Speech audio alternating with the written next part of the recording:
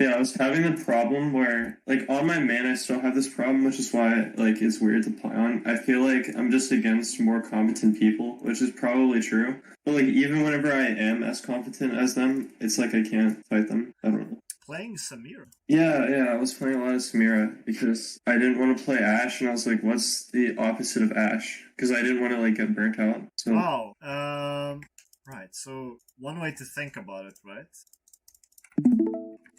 So you can have like a bit of an idea, is to think of it as like eating pizza.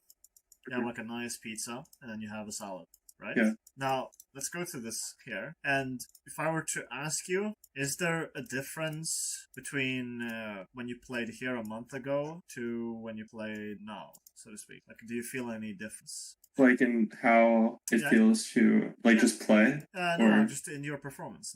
Like, let's say, maybe not a month, but let's say like 17 days ago to now. Do you notice any difference? Do you feel there's been any sort of change in how you play? Has it improved? Has it not? What do you feel? I don't think it has improved. Okay. Very much. So when you played these games, were you VOD reviewing? I had it in my mind, like at the end of every game, I thought of what went wrong and what I could have done. But you didn't VOD? No. And so essentially you kept track of it in your mind, but as we already know, keeping it in your mind isn't necessarily always the best idea, because sometimes because then it just clouds the mind, or you forget. Yeah, or you forget. Generally, right, I think that it's just more sustainable to sort of keep an image that you want, or like a concept that you're thinking of while you're playing. So something that I do is I simply look into a VOD. I don't think about the details, and I just think about the general idea, and then I maybe notice, oh, okay, I need to move further up in lane. I need to stand closer to the middle point between two waves.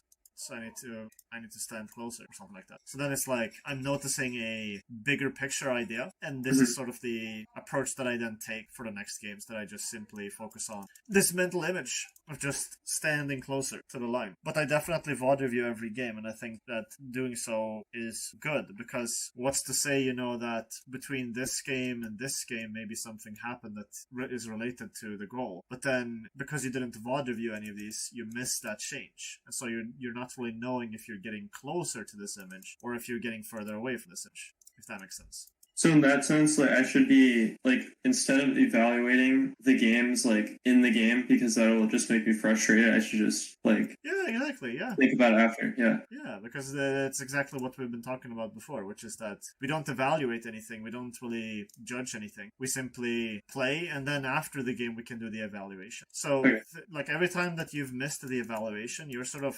losing track of whether you're getting closer to your destination or whether you're just, like, going all over the place and there's no like real direction. And by not keeping track of this, you have no idea. Like, there's no clear idea as to whether you are actually improving from these games or whether you're just sort of like moving around randomly. Makes sense. But if you were to keep track of a few and you were to sort of adjust that, okay, right, in this game I maybe wasn't standing too close, okay, I'm getting a bit further away. Next game, got a bit closer, I'm getting closer to the goal. Okay, maybe a bit closer now. This game maybe slightly further away, and then maybe you can adjust accordingly the next games, so then you eventually reach the goal. So it's essentially estimating, like, is it getting hotter or colder? Are you getting closer to the goal or are you getting further away from the goal? And then if you notice something here, like, oh shit, I'm getting further away from the goal, then you can adjust that in this game. But you make that adjustment after you've actually VOD reviewed. But if you don't VOD review, then you lose the data. You have no clue if you're actually getting closer or if you're getting further away.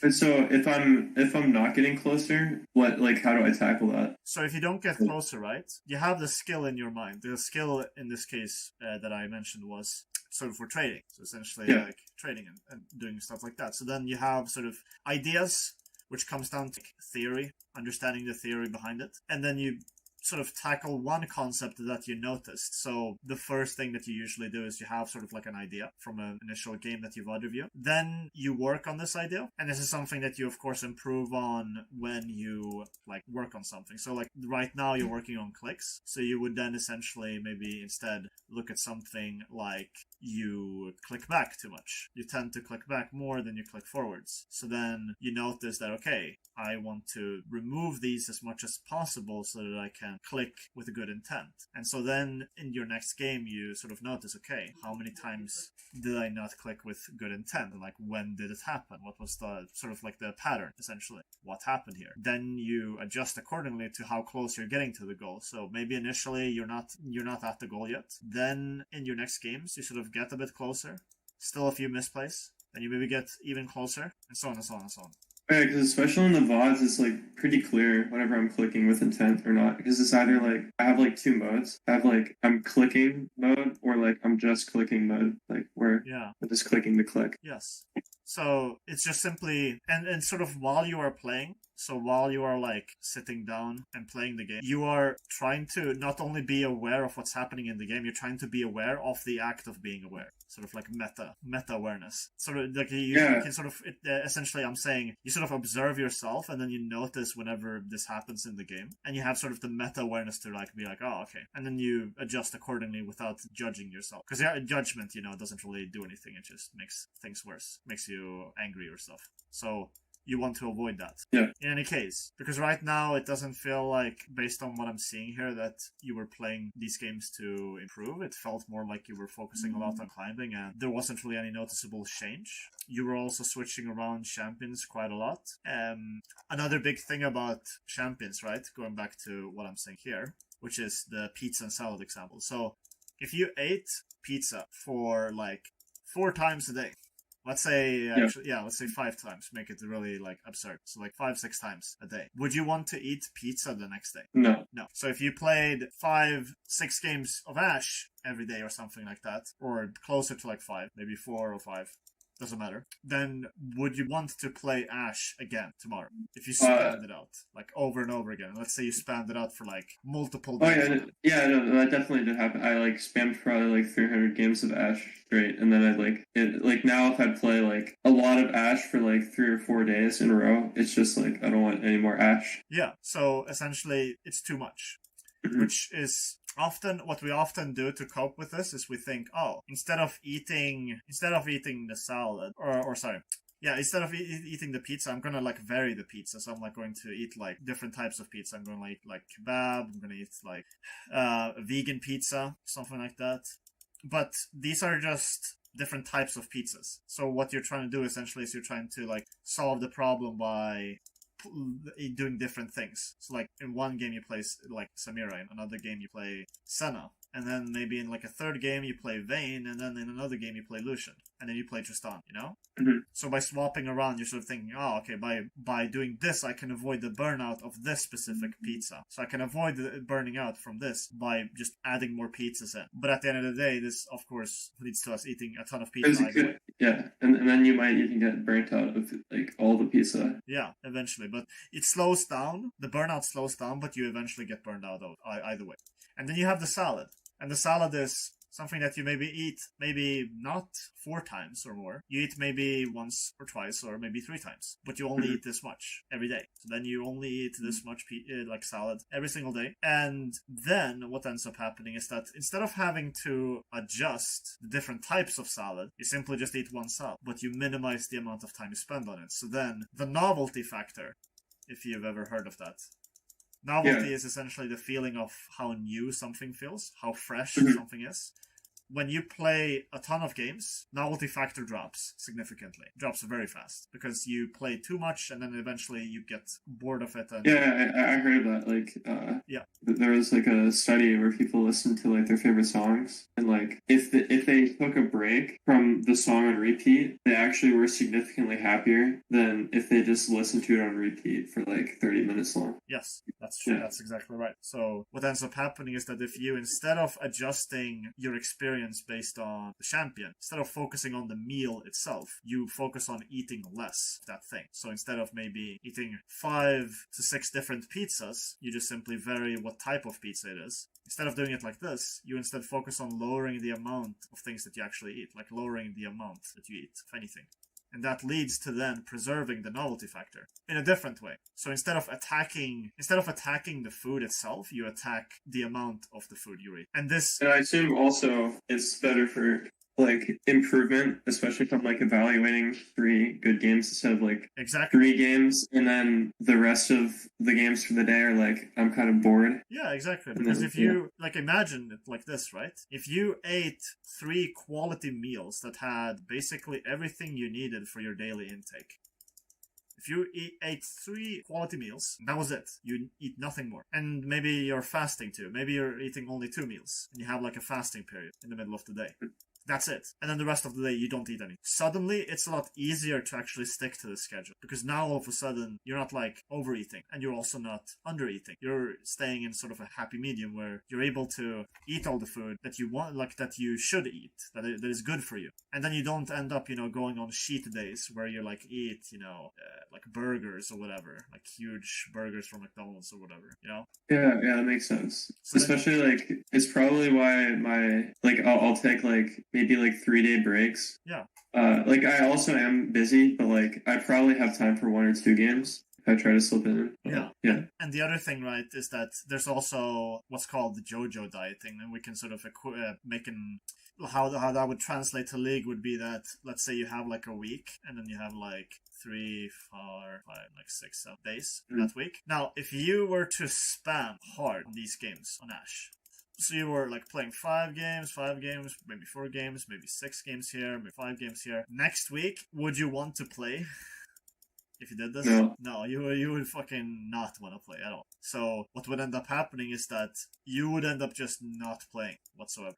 But then next week would come around, and then you would do the same thing again. But the problem is that every time you go through this sort of routine where you start up and you go really hard, you go really intense, and you're thinking, I'm gonna spam games because that's how you improve. That's what all the streamers are doing. I should do it too. And then suddenly you end up here again. And the first 5 games on every single sequence of just huge and intense like play, and then super long break in between. It's kind of like a feedback loop. Yeah, it's a feedback loop, and these first 5 games will be horrible. And overall, in the long term, if you plotted this over a year, you would actually improve less than if you moderated the amount that you actually played, and you instead instead of 5 games consistently, you instead would go for like maybe 3 games. So then you would minimize the amount that you played, and that would lead to you then having like the stamina to then do it again. Yeah, because that kind of makes sense. Because like some games I'll play like 5 games or maybe even 6 in a day, and then it's just like, okay, I'm good for League for the next few days. Yeah. But then I feel League deprived, and then I want to play more. Yeah. So overall, right, it's not about the volume. A lot of people focus on, I need to do more. I need to play like 16 games a day. I need to like increase the reps instead of focusing on the quality of each rep. I need to like increase the amount that I play. But that's completely counterintuitive to what you actually want to do. You want to have each game be a very good game where you review, get a lot out of it, and you are focused on in the present, not judging yourself. So if you do that, I definitely understand that. Like, cause like back, I normally never try. Like, I don't think. I guess I just played. I was in the schedule because I felt more League deprived. Because obviously I knew like the way I was doing it wasn't actually helping me at all. Yeah. But I also wasn't taking the games like as far as I could. Like even if I had that like 3 a day schedule, if I wasn't like getting the most or like doing the most with those games, then it would just like that's like it would still be the same, I think. So I just have to take games with more.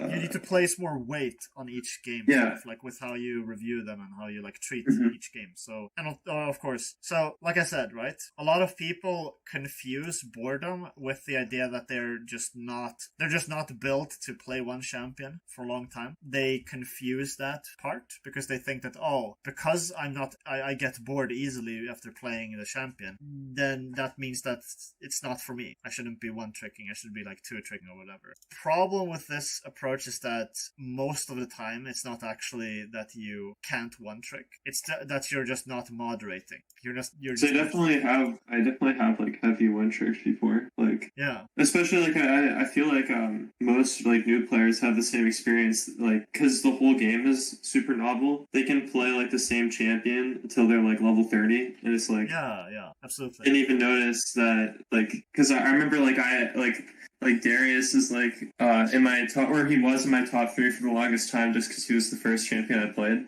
Yeah. So yeah. Other thing, right, is that, like I said with like the pizza and salad example, is that one of these are generally healthier for you. And healthiness, if we were to translate that over to League, would be in terms of like how well we can improve on these picks. So these picks, for example, right here, are generally not picks that I would consider to be healthy for you in terms of how well you improve at League. Because what ends up happening is that these champions, the way that Samira works, is it's not really it doesn't really lend itself to practicing fundamentals in the same way as because it's more of like exploiting like tiny things and then just being super powerful instead of just constantly recognizing places where you can get an advantage. Yeah, exactly. And oftentimes, like, it ends up boiling down to just your champion being just fundamentally stronger at some points, and then you just sort of go for these you go for all-ins very often on these type of champions. You play very abusively towards the enemy so that like you just simply exploit the fact that they are weaker, and that in turn leads to you then developing bad habits potentially, because you can easily fall into the trap that you're not mindful of the fact that you're playing abusively. It's like, oh yeah, I definitely felt that. Like it was like concerning actually, because it was like I understood that since I was playing Samira, there were so many like times where I just shouldn't have been ahead. Yeah, like it's like if we put it like this, right? If you were in a poker table, there's usually going to be a guy who is a fish. Fish being like the worst player, the guy that's gonna lose the most money. Yeah. And the thing is, right, that a lot of players think about poker in terms of like the advanced stuff. They think about ranges, like how big is the range, players. They think about like bluffing in positions that don't really make sense to bluff. They think about so many different things that are very advanced, when they really should just be evaluating and making good plays that are like fundamentally good. The issue with this is, of course, that most people aren't aware of what they're doing, and that's not just true for League or poker. It's also true just in general. Most people aren't really too mindful of themselves or what they're doing, and I'm not saying that you're not mindful. I'm just saying that it's very easy in some cases to fall into the trap, because when you play Samira, there are certain things that Samira does that you wouldn't do on Ashe, and if you're not mindful of that difference, that there's sort of the textbook way to play. There's the textbook way, and then there's sort of the more rule-breaking way that you're playing. Like you essentially, in the textbook way of play, you're setting rules for yourself that you're like following. You're making sure that you are trying to play in a way that's good, that's sound, that's like technically sound, that's fundamentally good. And it's only when you are able to understand this and discern that this is good, like what makes up the textbook way of playing the game. It's only then that you can actually think about rule breaking. It's only then that you can actually start about thinking about player ranges, like how to like test your opponent to sort of figure out like, oh, okay, here's a weakness, I'll play above him, and then sort of like abuse the fact that he is sitting here while I'm up here. You know? Yeah. Because then you're not aware. If you're not aware of the difference between these two, then it can actually harm you in the way that you will start like breaking. You'll start breaking the rules without knowing the rules or why they are there in the first place. So it's kind of more like of a decline. Yes. Because you're getting more used to breaking the rules and you don't even play. Like, because I was noticing that, like, I often would get like bullied in lane, and then just because I'm Samira, it's like it doesn't matter. Yeah. Exactly. And then I could just pop off. Exactly. But like if I were Ashe in that situation, it would be like, okay, I just need to play better. Yeah, exactly. Yeah. So like when you play someone with like a ton of sustain, like Samira, who is like really strong and can sustain through pretty much any fight, just really, really strong in that sense. You take fights that you wouldn't normally take. You take trades that you wouldn't normally take if you were playing in a textbook fashion. Mm-hmm. And sometimes there are champions that are just simply not built to play in a textbook way. Sort of like Katarina. Katarina is a good example of this. Katarina is not someone that you would want to play if you're focusing on learning the fundamentals. Yeah, Katarina and Samira, I think, are like the same champ. Like, because I used to play a lot of Katarina too. They like feel like the same, pretty much. Katarina is not so good for improving because she relies on actually executing the rule breaking stuff, such as like, you know, roaming and stuff. And that in itself is a non-fundamental, which means that, of course, you spend less attention on this, which means that you overall become you're not becoming necessarily a worse player, but you're not really improving on those skills. And in fact, you could create bad habits that hinder this from being done. Yeah, I'm pretty sure, I don't know about Aurelian Soul now, but like Aurelian Soul back in the day, I feel also perfectly fits that. Because because I used to play him a lot too, it's kind of like there's a specific way to play him and only him, but it's so like not textbook at all. Like, it's so unique. And it's abusive. It's very unique. It's very unique. Or at least it was abusive. I don't know if he's still strong, but one tricks. You can still play him abusively. It's the same reason why, by the way, with Darius, you shouldn't go Flash Ghost. The reason why you don't Flash Ghost is because it tends to lead you into this pattern of play where you just simply like get level 2 and then you just straight up just walk them down the lane and all in without any sort of conscious thought, without any sort of thinking about trading around last hits. You just simply know that you are Darius. If you have 5 stacks, you win against most matchups. So then you just go in and you don't really think about why you are going in. You're just thinking, I'm strong. I assume that also makes there's like a reliance on the ghost now. Yeah, I guess it's kind of like that for every rule breaking thing. Like you rely on breaking the rules, exactly, but you never played textbook in the first place. So exactly. So then you don't really progress, and then it's really difficult to get out of that position as a player because when you are so used to breaking the rules, it's really difficult to play in a textbook fashion because you are so used to doing this. Which is something that a lot of players, face. That's why, there's a difference between like what coaches say and do, and that difference can sometimes lead to results that harm the player more than if they had just not gotten coaching. Mm-hmm. There are coaches that recommend roaming or like that recommend that you pick according to matchups or think about matchups, and some matchups are very unique in this sense. Which again leads into the idea of rule breaking, because now you're sort of thinking about the exception rather than the general rule. And so you're not really getting better at the general skills that are right here. You're getting better at things that are very niche and not really applicable in most situations, except very, very few. And that leads you down a path that very likely will make you not play as good as if you had first played textbook, then gone into breaking rules. Yeah, that actually, that reminds me a lot, like, because I used to play so much Echo, and, like, especially whenever he was, like, at his strongest. I remember getting to Diamond, I thought I was, like, crazy. Like, I thought I was, like, actually gonna make it. Like, I was like, huge. But then, it's, like, in every single game, once I got into Diamond, this might be, it's kind of, I kind of still get this, occasionally. Yeah. But especially, I realized, wait, these players are actually, like, so much better than me. And, like, because I would rely on, like, really clutch W fights, and that's, like, the only way I could ever win. And then but if it's not that, it's, like, I look like I'm gold, because I was gold, like, a few months ago before that. Yeah. It was just, like, since I was so used to, I wouldn't say, I mean, I guess it kind of is breaking the rules. I was playing specifically to Echo just because I knew so much about him. Yeah. It was just, like, terrible. So, because I didn't even know anything about waves or anything. Yeah, you were focusing on, like, playing Echo, but you weren't playing the game. Yeah. And by doing that, you are playing in a very niche way that isn't really applicable to every champion. Mm-hmm. So then it sort of, like, falls back itself when you... Yeah, and also, once I realized that, like, these players are better, it's like, what do I do?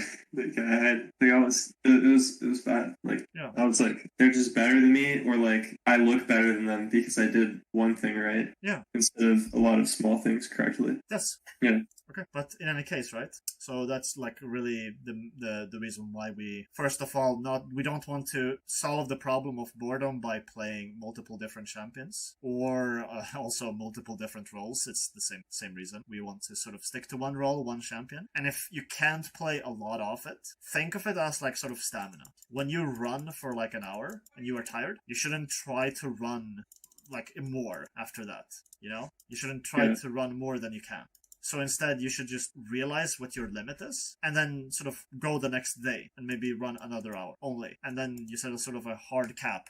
So after 1 hour, you stop running. That way, you will actually feel more motivated to do the same thing every single day, which leads to consistency, which leads to growth, which eventually leads to accomplishment. So that's when you are able to, enjoy the benefits of having stuck to the same routine for so long. And then once I get to the accomplishment, like in my mind, that would probably be, at least for right now, if I got to like master, like, because I like, especially whenever I was like playing Ash consistently, it was like once I get to master, I'll expand my pool, because that still is the goal, because I want to do like college esports probably. Problem with that is that rank doesn't really define when you are quote unquote ready. I've actually encountered, I guess so, yeah. I've encountered one tricks that have been in sort of Grandmaster. One tricks that are like stuck to the same thing and like the same champion every game, but they did what we mentioned before, which is that they focused on playing Fizz, and they played according to how Fizz works, which essentially led them down the path where now, if they play any other champion, they can't. Like, they can't do it because they don't know the textbook way of playing. Because they're so accustomed to how Fizz plays that becomes how they play on every other champion. And that creates this sort of really, really tough period of transition. So how do I tackle that if I'm like playing one champion? The way you tackle it is to simply learn the textbook, and then after that you can choose to play how many champions you want, as long as you understand sort of nuances. So what I would say is that you focus on cleaning up like CSing, trading, and clicks, and then map awareness. That's pretty much it. Once you have these down, you can actually focus on, doing everything else that you want to do. But you first have to have these down. These are necessary because you have to have this stack of skills down so that you can actually make the move to another champion. Because then you'll know from having these skills, okay, how does this champion fit into this framework? Where are sort of the rule breaks? You can't know that if you don't know the rules. You can't break rules if you don't know them. So if you're not aware of the rules that you're breaking, then you're just inting. Yeah. Yeah. So it'd be best to mainly play Ash for the time being until I get those. Okay. Yeah. So you would play Ash, or just in general, just stick to one champion for pretty much everyone. Really. Just stick to one champion. Moderate the amount of times you play so you don't get bored. Don't try to switch it up because then you lose the consistency and then you don't get the result as quickly. Then this might get delayed for another few weeks or something, and that will obviously not feel good, right, when you think about it, because then you lose out on that benefit. So short story, focus less on champions that tend to break rules, focus more on the champions that are recommended. And the way you know that they're recommended is if I were to go here, resolve, and then go to educational content, you can see them right here. These are the champions that are recommended. Some champions, like Darius, can be played abusively, but that's if you try to play in with some Ghost Flash, and you try to play with just the mindset of just abusing the fact that I'm stronger in most matchups.